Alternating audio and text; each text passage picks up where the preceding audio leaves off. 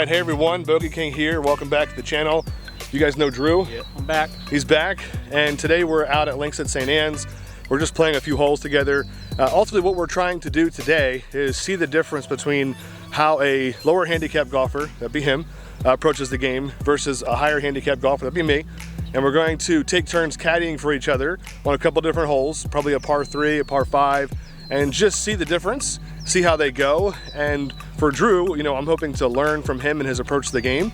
And then for me, as I'm out there, seeing if I can shave a stroke or two off, you know, taking the tips and the tricks that somebody who has a lower handicap would do each round. So we're on a par 3. We are 181 out from the flag where we are right now. So I think, Drew, you're gonna take this hole, and we'll film and watch and see how it goes. So if you're new here, subscribe, hit the like, hit the bell. We have new videos every Saturday at 11 a.m. And we have another series that's the League Journal. So check that out. And yeah, without further ado, let's get into the approach. All right, so we're looking here right now. It's 178 to the flag, and it's on a slope that's coming down back towards us. So the green is sloped from back to front, and the wind is helping a little bit. Throw a little grass up there. It's going to be pushing the ball closer to the hole. Get the ball high up in the air, and it'll land soft. So for Josh, he's going to hit a 4 hybrid, try to get the ball up in the air and get it to land nice and soft. Here's Josh. He's going to be aiming on that back bunker left side. Let the ball just fade right in.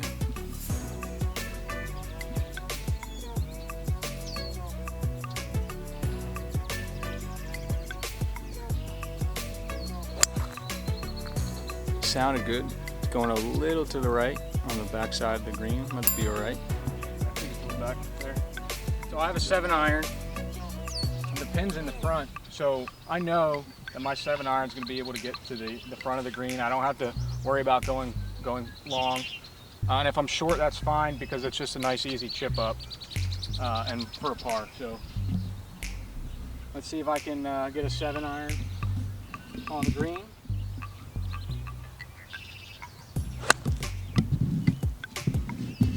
Be a little short, but that's all right. It's a little short, just a nice easy chip up. So we got two different scenarios in this hole. I hit my 4 hybrid. I want a little more pop, you know, a little height out of the shot, and I got a little bit, probably too much on the back side of the green, I think. Drew is his 7.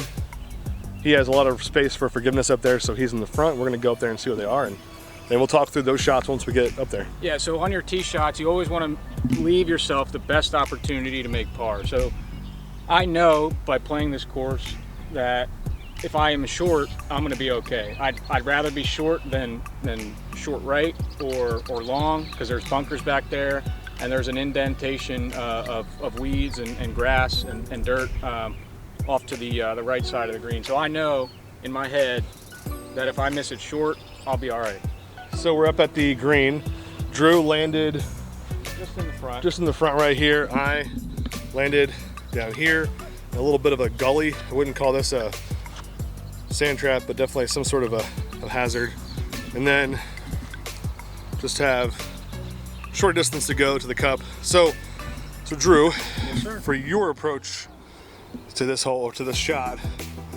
So for that shot right there, I would take my most lofted club, which is my 58, and I try to get the ball up as fast as possible, and I want to land it somewhere up here, because the green is sloped this way.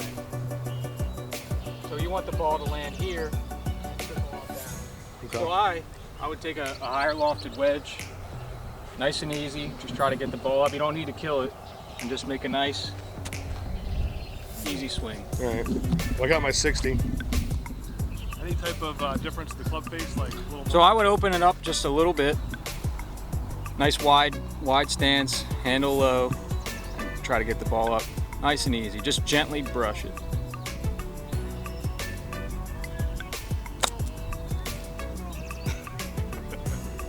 That's all right. Okay. That's all right. He's on the green. On the green. Just far Just away. A long putt. So Drew is not too far away. All right, so I'm all right with this miss. I hit my 7. I hit it pretty good. Just came up a little short. It's all right. There's 2 ways you can do this. You can either putt it for a higher handicap, or someone who's not comfortable with their wedges. I would recommend putting it. There's less probability of going long or anything like that. So what I'm going to do is I still have my 58-degree wedge, and I'm going to play it off the back of my stance. Just a little bump, because I don't need to fly it to the hole. There's no trouble in between. I just need to get it up close and make my par. So my feet are close together and my hands are forward. And just a nice easy chip. Great chip. All right, we have Bogey King here. He was in a tough lie, a tough spot, but you know, he's still on the green, putting for par. That's all right. And we can't complain about a par putt. No. So this putt has a lot of movement in it, and see there's water over there. So pretty much everything on this green is going to break towards the water. So lengthy putt, but I believe he can get it up there close. So we're aiming. There's a ridge about 3/4 of the way up. We're going to just get the ball up to that top of the hill and let it trickle on down.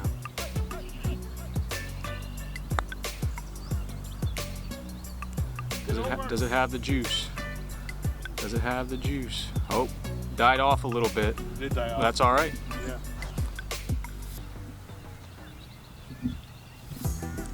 All right. Bogey King for a bogey putt.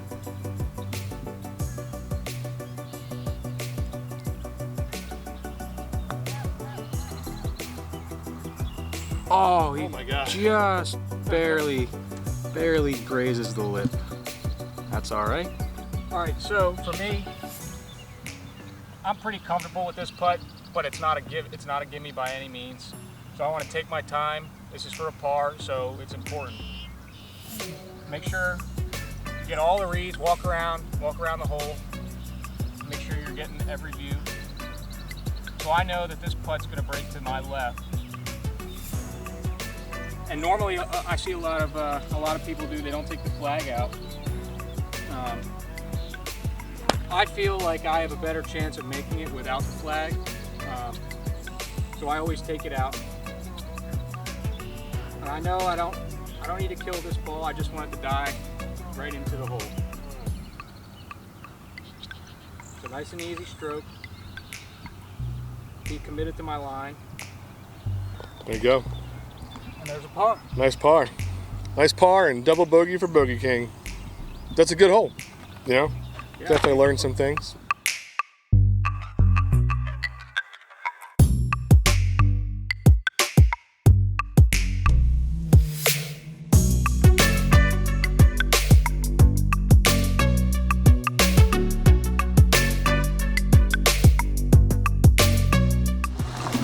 So Drew and I just teed off on number 5. It is a par 5. It's pretty sweet hole. It's definitely intimidating to some. You tee off over some junk, and then you still have a layup shot really to get to the green, unless you're, you know, Bryson or Tiger Woods. But we're out here just enjoying ourselves. We get up here, we're gonna see where both of our balls landed, and then kind of talk about our approach, my approach, and then talk about Drew's approach to this next shot. Drew's shot is right here. My shot is going to be over here.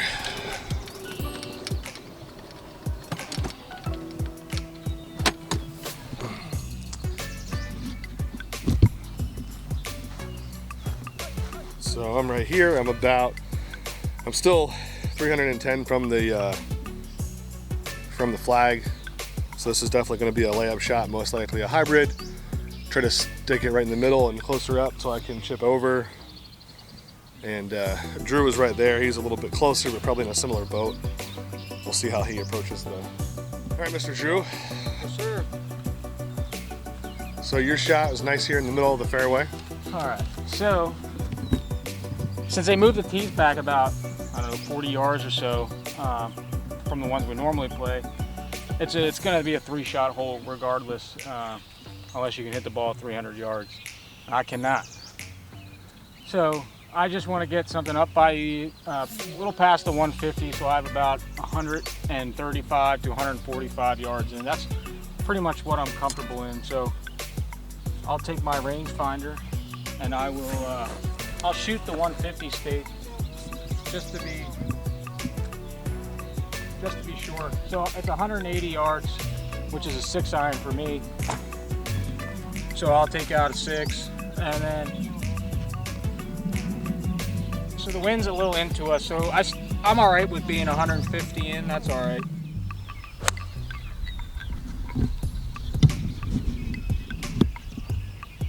It's kind of right where I wanted it the first time. So Drew, I am a little bit in the rough here. I have a little bit of an elevated lie. I'm going to go with my 3 hybrid because I feel like I can get some loft and some distance. I'm still to the edge of to the front of the water here is still 249 for me. So I'm not hitting 249. Yep, that's great. Yeah, nice 3-wood. Get it up there.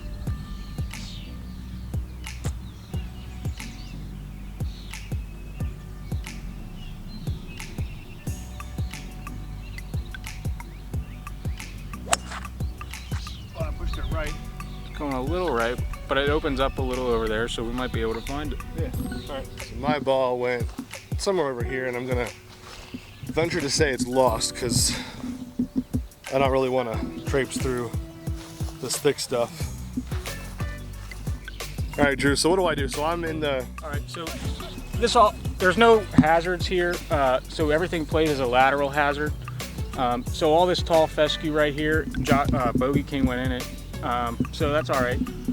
So we're just going to take a drop, and normally it's 1 club length from where it is or where it entered. You could go as far back as you want. It really depends on what you want to do. Okay. But right now we're going to play this as a lateral hazard. So wherever you think the ball is, we're going to go 1 club length, no closer to the hole. Yep. And then now it's a drop from the knee. So. Okay.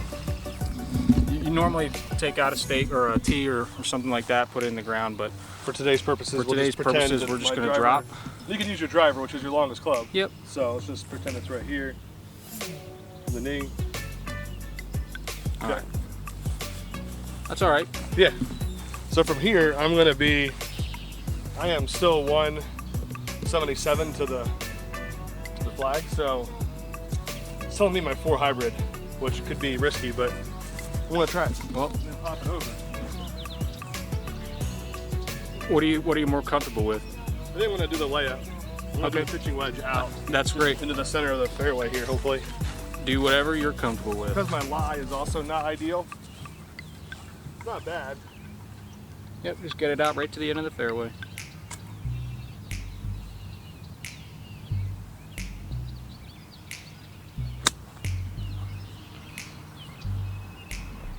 Perfect. Perfect.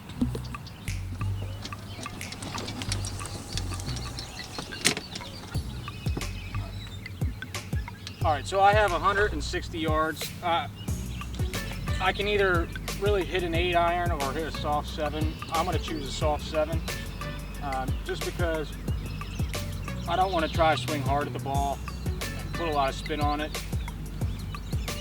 And I just want to land this right on the front of the green because there's a backstop right behind the flag. And that's where I want to land it. So the ball's a little above my feet.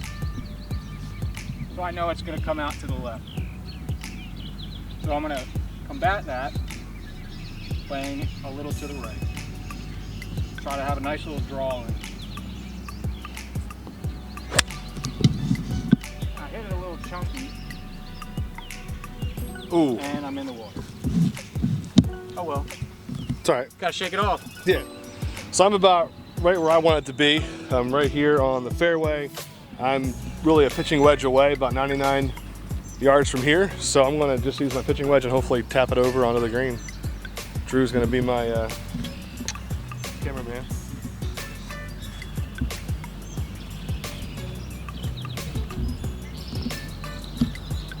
Got about 100 yards, pins in the front. Nice and easy pitching wedge.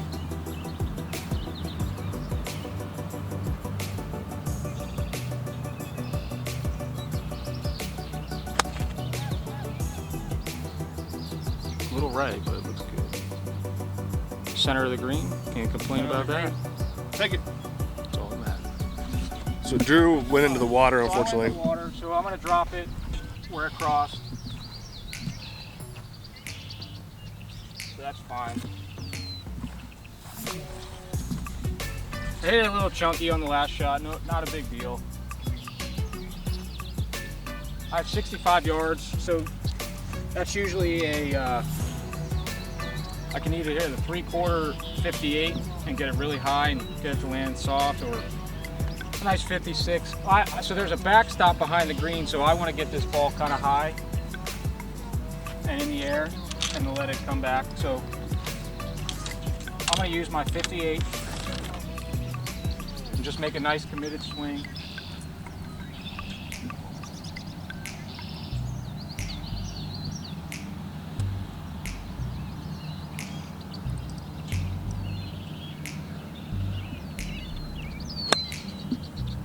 A little left. Alright, so I'm pin high just off the left, just a chip and a putt away. So as you're walking up to your shot, what's going through your mind right now? So I always look at the lie. That's the first thing I always look at. If I can get a clean lie. If it was, you know, they just punched these a couple weeks ago, the outside of the fringe. So if my ball was in there, I'd probably take a lower lofted club and just try to bump it, but it's not in one. I have a 58-degree wedge. It's my go-to around the greens. And the hole's pretty close by, so all I need to do, and it's downhill, so all I need to do is just get it right on the green and get it to roll a little bit down towards the hill. So I'm, once again, playing the ball off my back foot. I'm just treating this like a putt.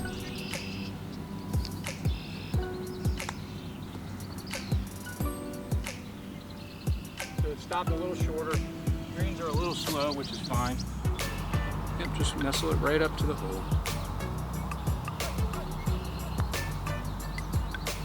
And the putt is out way. We almost ball bounced. Well, that's all right. That was a good putt. All right, play once again. I always take the flag out. And this is a little downhill. It's going to be a little tricky. I just wanted to nestle this right in. And it's going to break a little off to my right. So I always look at the hole 3 times before I putt. Because if you throw a baseball, you're not going to look at your hand and wonder how hard am I going to throw this ball.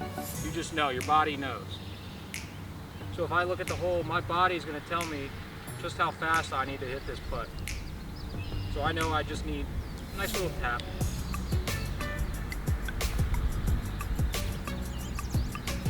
That's all right. That was good. I mean, that's all right. I did what I wanted to do. It broke a little bit. Yeah. No worries.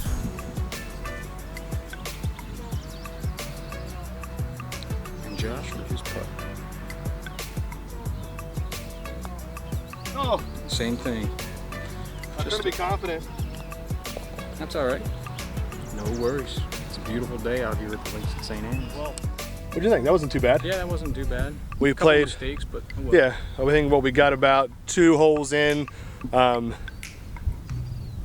think it went pretty well. Some mistakes, but overall, like, you kind of get an idea of how, you know, a lower handicap golfer approaches the game, how that could help you and I, somebody who, you know, maybe more average or a higher handicap.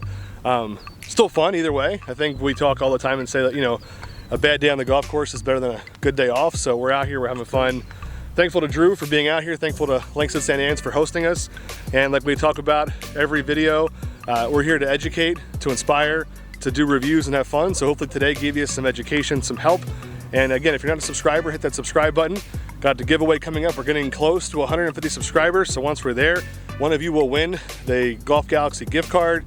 And then stay tuned for a bigger giveaway at 500 subscribers. But we're grateful for all of you watching. And as we say every video, you can still have fun even when you're playing +1. There you go. All right, everyone. Until next week. I remember.